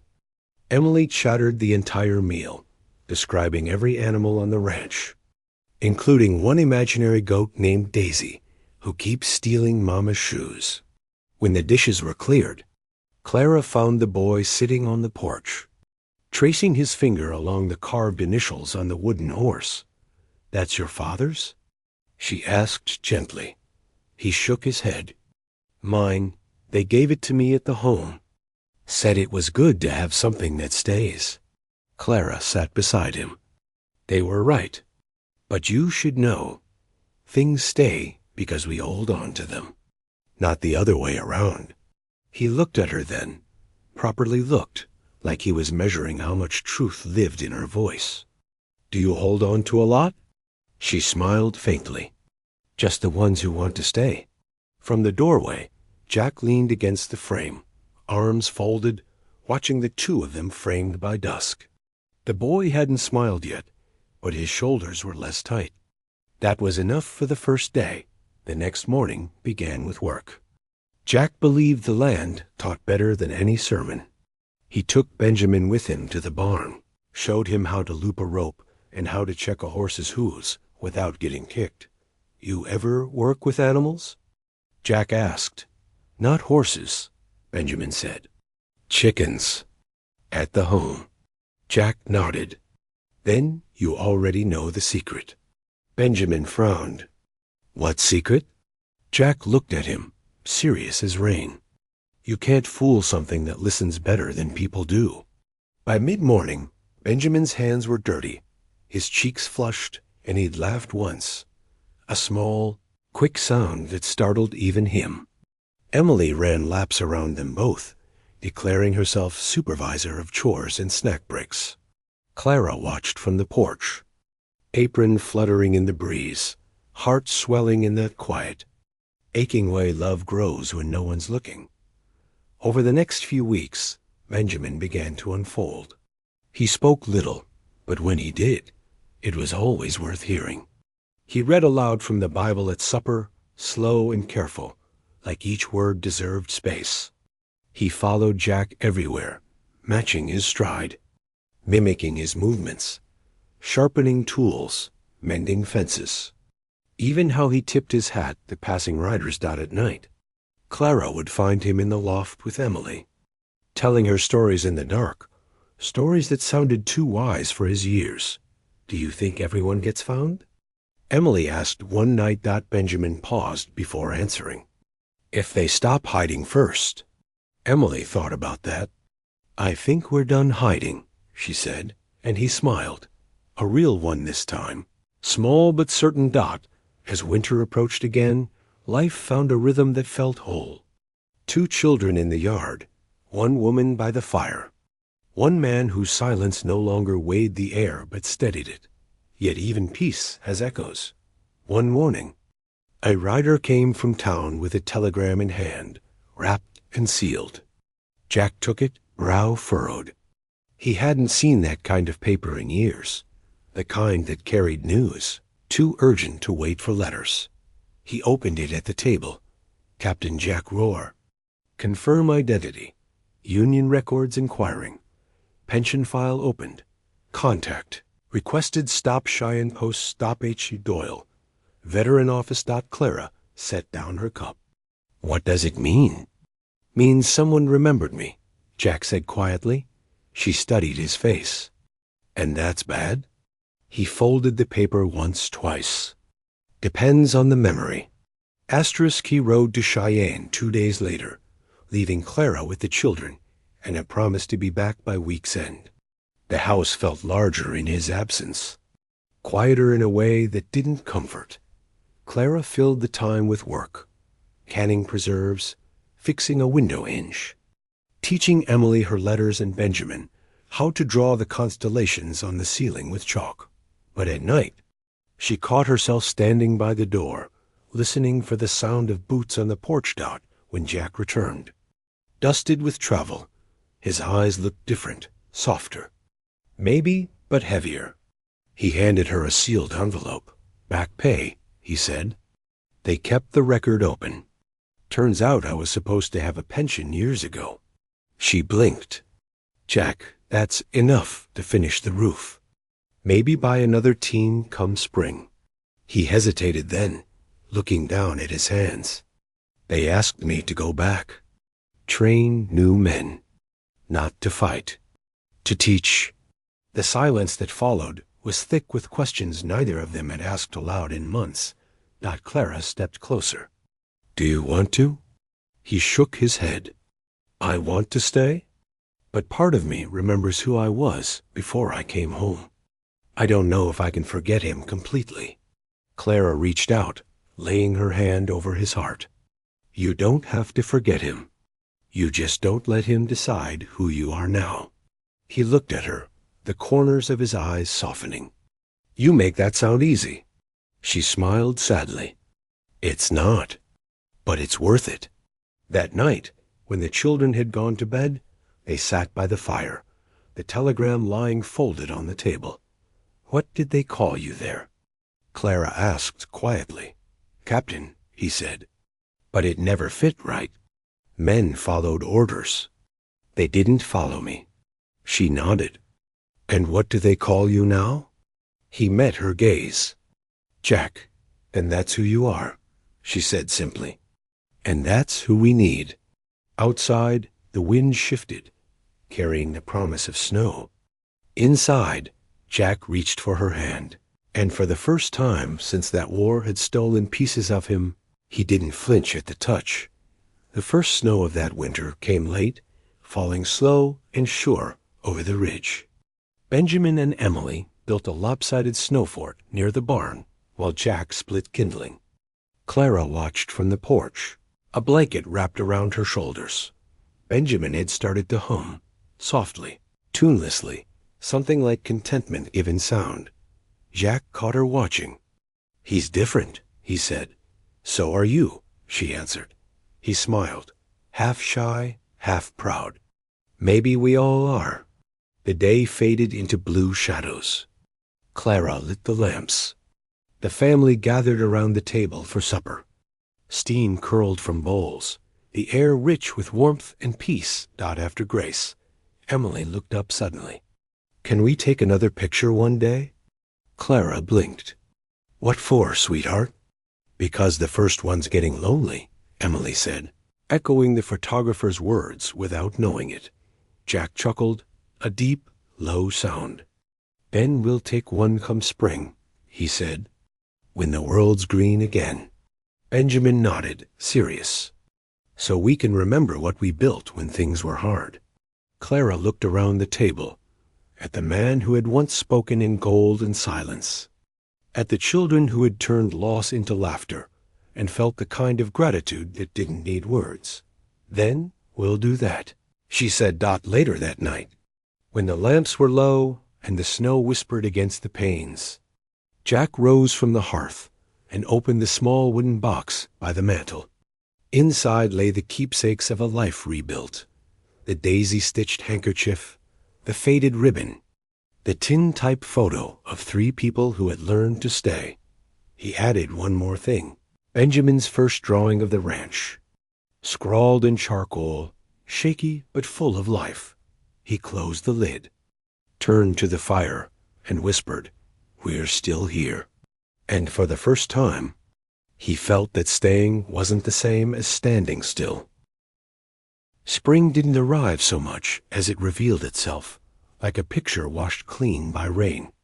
Snow withdrew into the ditches. Cottonwood buds swelled and then split into green. The creek, glad to be a creek again, hurried past the bend with somewhere to be. On the ridge, the wind lost its knife and kept its song. Jack mended the last stretch of winter-battered fence while Emily and Benjamin combed the pasture. for antler sheds to decorate the schoolhouse. A project Emily claimed was both educational and stylish. Clara turned the garden and tucked seed into earth, warmed by the sun and by hope. She wore Jack's old blue bandana at her throat, the one that made her eyes look like a good lake. "Plant deep, water brave," Benjamin recited, quoting Clara as if it were scripture. "And don't drown the beans because you like them," Emily added, holding the dipper with the gravity of a judge. "Good rules," Jack said, tamping a post. "They work on more than vegetables." By noon, the neighbors' wagons started down the lane, wheels clacking like applause. The new barn's roof still needed ridge caps, and word had gone out at church and at the mercantile. Saturday, bring hammers and pie. Dustridge lived by 3 kinds of days' workdays, rest days, and the ones where work dressed itself as joy. This was the 3rd kind. Gus, the blacksmith, arrived with a keg of nails and a laugh that carried. Agnes Lowry brought rhubarb pie and 6 opinions about how to stack shingles, 3 of which were helpful. Sheriff Wickham, sworn to keep the peace, volunteered to run the pulley. A man ought to know his strengths, he said, letting the block and tackle squeal while 2 boys hauled the rope. Even Mr. Merriweather, in from another town to photograph a wedding, dusted his sleeves and declared he knew exactly enough about carpentry to be supervised. "You're in luck," Jack said. "We have a foreman." He jerked his chin at Emily, who had a ledger in her hand and the air of someone who had been waiting her whole life to issue orders. 2 to a ladder, she instructed. "No standing on the top rung unless you want Clara's tonic for bruises," which is very effective and very awful. Benjamin shadowed Jack on the roof, measuring, spacing, learning the rhythm of work that holds its own weight. He moved with a carefulness that had earned its way into his bones and was now learning finally how to loosen at the edges. When Jack glanced over, the boy was smiling at nothing in particular, which is the best kind of smile. By mid-afternoon, the roofline stitched itself closed against the sky. Clara called everyone down with a bell and the smell of biscuits. They ate shoulder to shoulder on sawhorses and salt boxes. Stories rolled easy. Gus told one about a horse that learned to pretend limp to skip work, only to limp on the wrong leg one day and get caught. Agnes denied whole gossip while expertly delivering it. Sheriff Wickham swore he once arrested a rooster after it bit the mayor. The mayor, present and peck-free, refused to confirm or deny. When plates were empty and the sun stretched long, Mr. Merriweather clapped his hands. "Well, I've got you all dusted and decent," he announced, producing his black box like a magician. "How about a town picture? Folks under this light look like they belong to the same story." He posed them in front of the new barn neighbors, grouped by habit, children perched where height could help them be seen. Jack stood at the back with his hat in his hand. Clara took the front row, not from pride, but because she had spent too many years in the shadows and refused to go back. Emily and Benjamin installed themselves in the middle with the confidence of people who had already decided how they wanted to be remembered. "Hold that," Merriweather called from under the cloth. "Think of the truest thing you know." The shutter clicked. A second later, so did a truth. This wasn't just a building with a roof. It was a shelter big enough for a town to stand under, if only in spirit. As folks drifted away, Clara lingered by the porch steps with Judge Hallett and his clerk. Papers waited in the judge's satchel, ink and law, and the quiet power of signatures. "We can finish this now," Hallett said, tapping the leather flap. "If you're ready." Clara glanced at Jack. He gave the smallest nod, not granting permission, promising presence. She turned to Benjamin and Emily. "You two sure about carrying our name where you go?" "Names are heavy and useful both." Emily squared her shoulders. "It's already mine. The paper just helps the world keep up." Benjamin didn't speak, but he slid his hand into Jack's and held on like a statement. They signed at the table Jack neat. Clara steady, judge witness. Benjamin wrote his name slowly, like he was laying track for a train he meant to ride. Emily printed a careful E near the bottom, because forever, like any good contract, benefits from flourish. Judge Hallett sanded the signatures, shook the dust free, and pressed his seal with finality. Benjamin Roar, he said, reading aloud because sometimes saying a thing out loud helps it exist. Emily Roar, family as the law understands it. Family as God understood it all along. Clara didn't cry, not exactly. But the smile that lifted to her eyes felt like something being set down. At last, where it belonged. That evening, after the last wagon grumbled away and the yard quieted into crickets, Clara placed the adoption papers in the wooden box by the mantel. The tin type from last summer lay on top, the ribbon beside it, the daisy-stitched handkerchief folded small. She added a new photo today's crowd under the barn's proud line and closed the lid. It didn't click like a lock. It settled like a heartbeat. The next week, school began in the one-room house beyond the pasture, a white rectangle that held a blackboard, a map, and 30 different ways to learn stubbornness and kindness. Miss Avery asked Clara to help 2 afternoons, a week with letters and numbers, and the sort of questions that have answers you feel before you can write them down. Benjamin learned to bow to long division without surrendering. Emily learned that reading out loud is a way to share your breathing. Jack found a different classroom. The veterans' office in Cheyenne sent another letter polite, persistent asking again if he'd consider training recruits. He wrote back neat and plain. The men I'm responsible for are already here. Then he started a small Saturday circle out by the corral for boys and girls who wanted to learn what horses can make of a person. He taught saddling and seat and the unteachable things steady hands, slow breath, the holiness of listening. One afternoon, a rancher sent his son, a boy whose swagger was louder than his skill.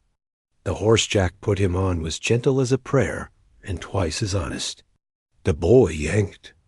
The gelding planted his feet and turned his head like a question. "Don't tell him," Jack said from the rail. "Ask him." "I'm asking. Your hands are shouting." The boy flushed, loosened his grip, tried again. The gelding stepped forward with relief. The boy's shoulders dropped. "That better?" Jack nodded. "He'll give you everything if you promise not to take." The lesson didn't end at the gate. That was the point. Autumn deepened. Mornings began with frost, then surrendered to shirt-sleeve afternoons. One Saturday, a wagon rolled up trailing ribbons and noise. Agnes and Mrs. Avery climbed down with baskets. The women of Dustridge followed, carrying bolts of fabric, jars of buttons, and needles threaded with communal generosity. "Since the barn's done," Agnes announced, planting herself in the doorway like she'd been invited. She had. "We're turning your front room into a sewing bee. The school needs winter coats. If the territory won't keep our children warm, we will." Clara opened the door wide. Tables appeared. Patterns unfolded.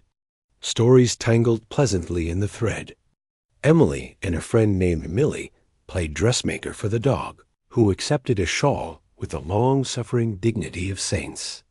Benjamin, lured from the corral, mended a glove with surgeon's focus while trying not to seem pleased by the praise. Jack retreated to the porch where men, allergic to needles, whittled pegs and mended tack and approved of things without interfering. Late in the day, a pony cart creaked up the lane. Mr. Merriweather hopped down, cheeks wind-burned. Commission completed, he declared, producing a wrapped parcel. "For the Roar family. Complimentary extra because your expressions last time were tragically stoic." Clara opened the package on the porch steps. 5 tin types tumbled into her hands, the town under the barn. The sewing bee, captured mid-laugh. And 3 small portraits, one for each child and one of her and Jack together. a thing she hadn't realized she wanted until it existed. In that frame, Jack's eyes were soft and direct. Her hand rested on his shoulder again, not as proof but as habit. "Keep the first," Meriwether said, already aiming for his reins. "And keep doing whatever you're doing. It makes the light behave." The year turned, as years are stubborn to do. Winter came earlier than the last, but found the ranch ready wood stacked, hayloft heavy, pantry neat as a sermon. On a morning when breath made ghosts in the kitchen, Clara slid a sheet of paper across the table toward Jack. "What's this?" he asked. "Something you're not allowed to argue with." He unfolded it. Her hand had written the words careful and plain. Pension funds earmarked for 1 roof shingling gun, 2 new marais in spring, 3 1 fiddle, used for the person brave enough to try. He looked up. She shrugged. "There's more than one way for a house to be quiet. Some are good. Some we can fix." He bought the fiddle from a miner who swore it was only haunted on Thursdays. At first, the sounds Jack coaxed from it were like a gate asking to be oiled. The children clapped anyway. Clara stood in the doorway and laughed with her whole face. By Christmas, he could play a lullaby that made the dogs sigh and the snow outside forget to keep falling so it could listen. On Christmas Eve, Dustridge gathered at the schoolhouse. The stove glowed. Paper chains looped along the rafters. Sheriff Wickham, who couldn't carry a tune even in both hands, led carols with happy defiance. Clara read a psalm that sounded older than the hills and just as dependable. The children performed a pageant in which a shepherd forgot his line. So Emily whispered, "Just say what's true," and the boy announced, "I'm here because sometimes God needs us to hold the quiet." No one corrected him. Afterward, folks spilled into the cold, talking steen and blessings. Judge Hallett wrapped a scarf higher and nodded to Benjamin. "How's school treating you, son?" "Fair but difficult," Benjamin said, which is what any honest person can hope for most things that matter. Agnes found Clara by the steps and handed her a wrapped book. "From the ladies," she said briskly. "It's about herbs and people and how to tell the difference." Clara hugged her, which surprised Agnes enough to pretend she'd dropped a mitten. Then Meriwether, predictably unpredictable, set his camera on the porch and waved people in. "One more," he pleaded. "Call it evidence." This time he posed only 4: Jack, Clara, Emily, Benjamin. He didn't tell them where to put their hands. He didn't have to. Jack put his arm behind Clara's back without fuss.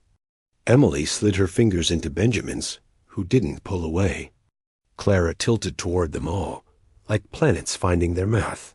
"Now," Meriwether said, voice softer than his hat, "look at each other like you're looking past winter." They did. The shutter held the moment still, but not trapped. Just honored. Snow deepened. A cold snap glassed the creek and turned breath into diamonds. Work shifted indoors, mending harness, practicing letters, baking bread, listening to Jack's fiddle find a hymn of its own. The cabin filled with the kind of quiet that comes from people who have run out of things to fear, on a night that folded itself warmer than the weather promised. Clara sat at the table with a stack of paper and a bottle of ink. She waited until the house felt drowsy Benjamin asleep, with a book open like a tent on his chest.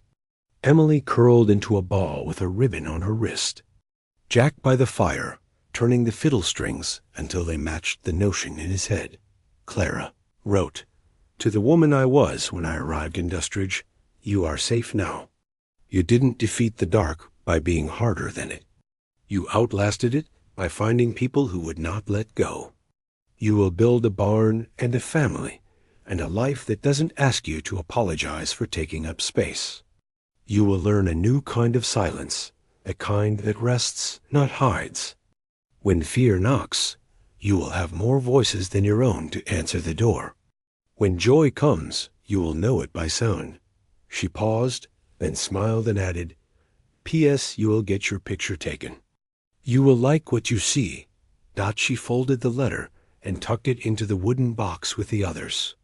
Where memory and proof lived side by side without arguing about which mattered more. By late winter, the Veterans Office sent one more envelope.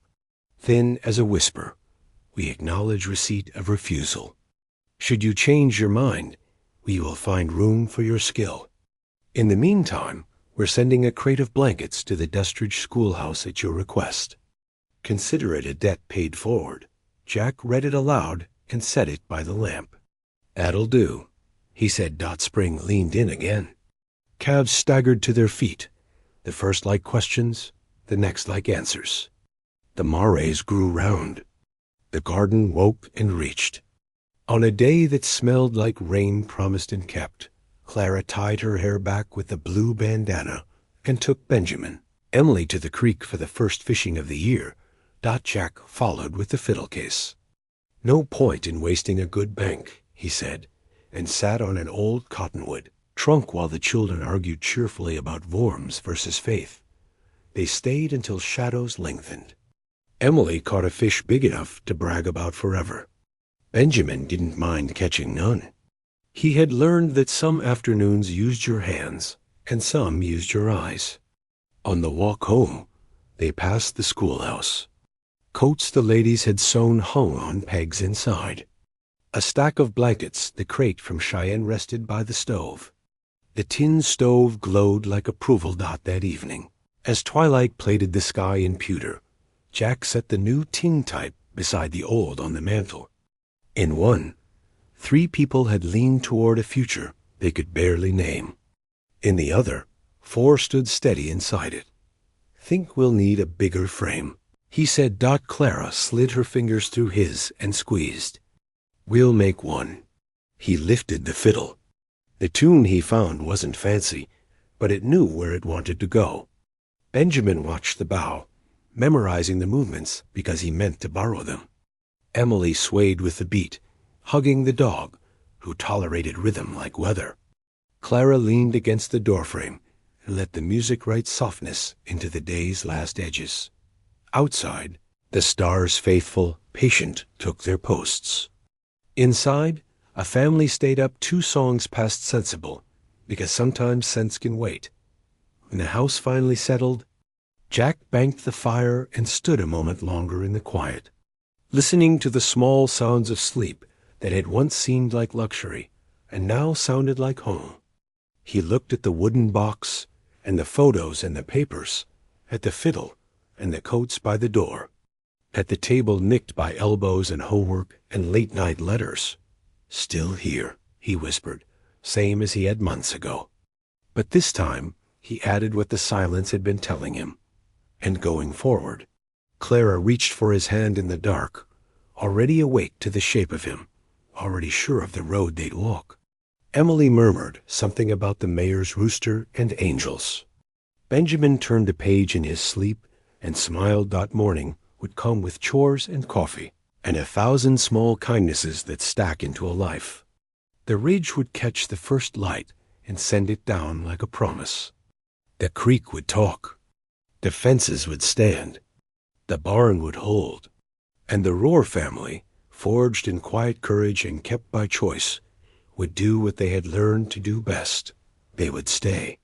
They would make room. They would love each other on purpose.